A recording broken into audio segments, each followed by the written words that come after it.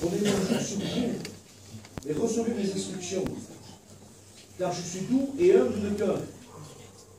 Et vous trouverez du repos pour vos âmes. Car mon joug est doux et mon fardeau est léger. Amen. Que Dieu soit béni. Le message de Jésus, c'est un message de réconfort. Jamais il viendra. Et la pensée de Dieu, le but de Dieu, c'est de jamais te faire du mal. Dieu ne veut pas t'enfoncer, jamais. Dieu ne veut pas te faire du mal. Dieu te connaît, écoute-moi bien. Dieu te connaît parfaitement. Il te connaît plus que toi-même tu te connais. Il connaît les intentions de ton cœur. Il connaît les motivations de ton cœur. Tes désirs les plus secrets. Même quand toi tu dors, que tu as dormi ou tu dors, le Seigneur, il regarde dans ton cœur. Il sait tout de toi. Il n'y a rien qui échappe au regard de Dieu. On va dire au laser de Dieu. Il te connaît parfaitement. Il connaît tes faiblesses. Il connaît par où tu passes. Il connaît tes soupirs. Il connaît tes souffrances. Il sait tout de toi. Mais est-ce que Dieu peut rester comme ça? De seulement connaître. Il y a un verset qui dit dans la parole de Dieu, c'est dans le livre de, c'est dans les Deutéronomes, il dit comme ça, dans les exemples plutôt, il dit comme ça, j'ai vu la souffrance de mon peuple, j'ai entendu leurs cris, et il dit, et je suis descendu pour les délivrer. Et ce soir, Dieu ne veut pas s'arrêter à connaître ta vie. Dieu veut intervenir dans ta vie. Que Dieu soit loué. Continue, hein? Il te connaît parfaitement. Le monde actuel, nous sommes en train de vivre. Et de tout temps, jamais. Hein? Le monde actuel est en train de... C'est un monde qui enlève la paix et qui enlève le repos. Le temps que nous sommes en train de vivre aujourd'hui, c'est des temps terribles. C'est des temps qui font peur. Moi, le matin, on parle quelque part entre nous là, hein, je lis le journal ou j'écoute la radio. Et une chaîne, un truc spécial, une radio sur les nouvelles, sur tout ce qui arrive, tout ce qui se passe. Et je vous promets qu'aujourd'hui, les gens, les médias, c'est d'ici, ont peur de ce qui est en train de se passer. Aujourd'hui, de plus en plus, beaucoup perdent leur travail. Il y a une angoisse. J'écoute des fois des familles parler à la radio qui n'ont plus de ressources. Comment on va faire? Comment on va s'en sortir? Et je ne sais pas, vous vous rendez compte, parce qu'ici, il n'y a pas. La vie devient de plus en plus difficile. Tout augmente. Tout augmente.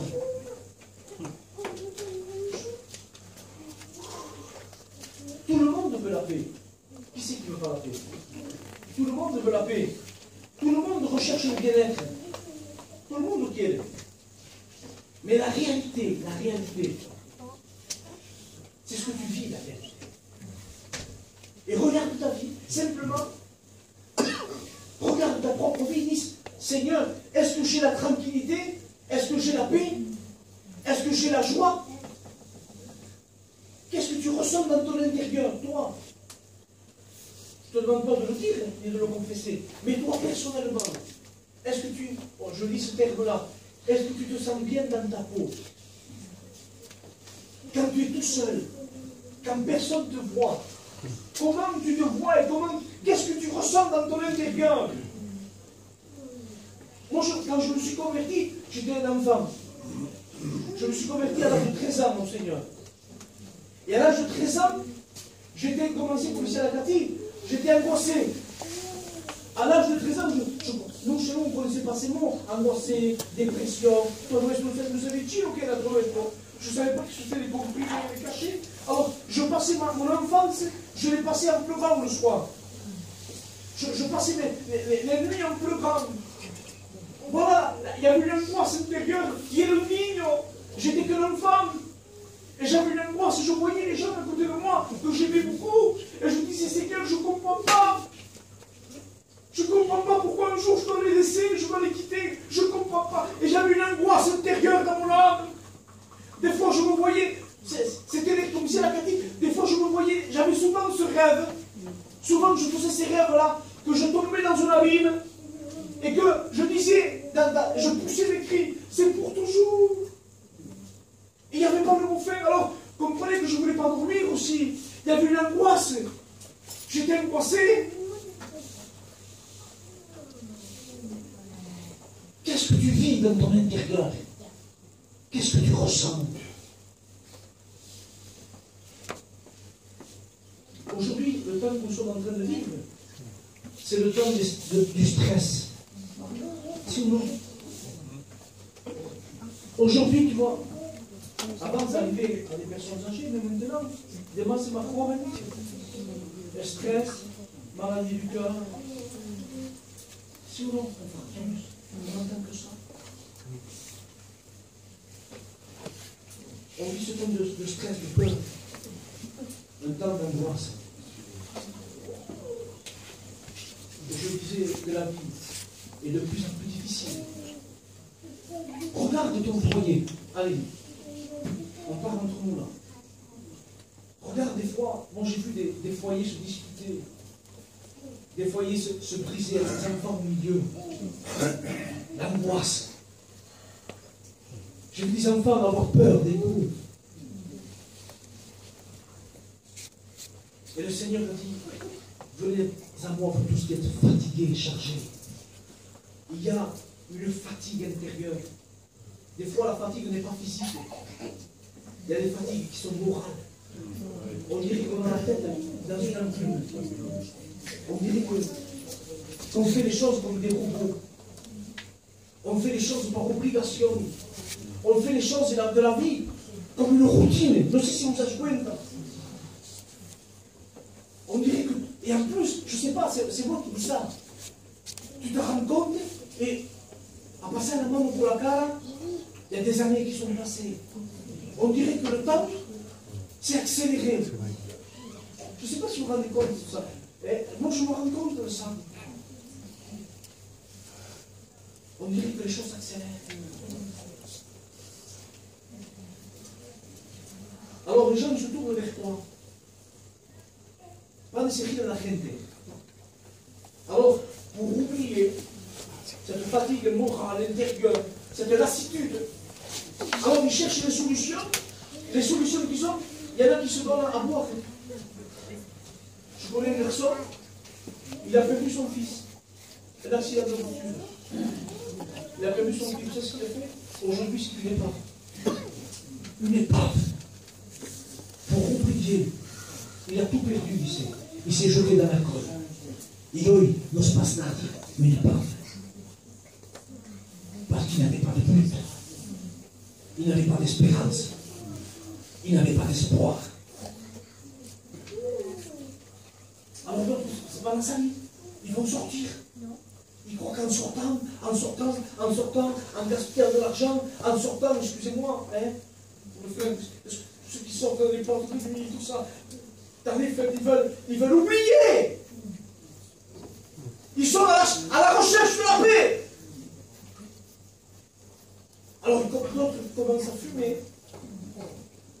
D'autres Saint-Laurent vont se tourner vers la drogue. Et combien, et malheureusement, dans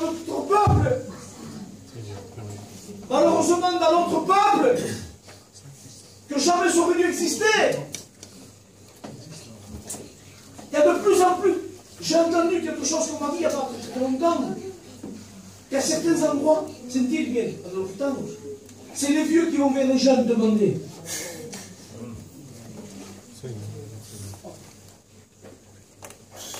Ils se détruisent. Ils sont en train de se détruire. Les gens sont en train de se détruire. Mais parce qu'au fond, pourquoi? Il y a un motif. Pourquoi? Parce qu'à l'intérieur, il n'y a pas la paix. Il y a un vide à l'intérieur. Alors des divorces, en veux-tu, voilà. Hein? La guerre dans les foyers, les séparations. Et tu te sens mal. Comme ça, à la petite, il y en a qui cherchent dans les médicaments. Et tu vois des personnes qui sont amorphes. Ils n'ont plus de sens à la vie. Au fond, tout ça, c'est cacher, même les médicaments, c'est cacher la vérité. C'est cacher la réalité. Parce que le problème reste toujours. Le vide est toujours là. Il y a toujours le vide dans le cœur. Et derrière tout ça, une autre réalité. Je vous ai parlé de Dieu.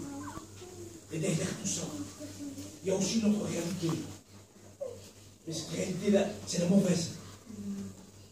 Derrière tout ça, il y a le diable qui veut détruire, qui s'est juré de te perdre. Il s'est juré. Lui, il est condamné. Il doit aller à l'enfer.